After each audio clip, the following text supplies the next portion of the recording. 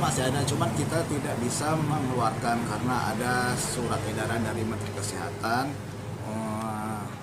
Dalam beberapa saat ini belum diperbolehkan untuk dijual ke masyarakat atau ke pasien. Seperti itu, Pak.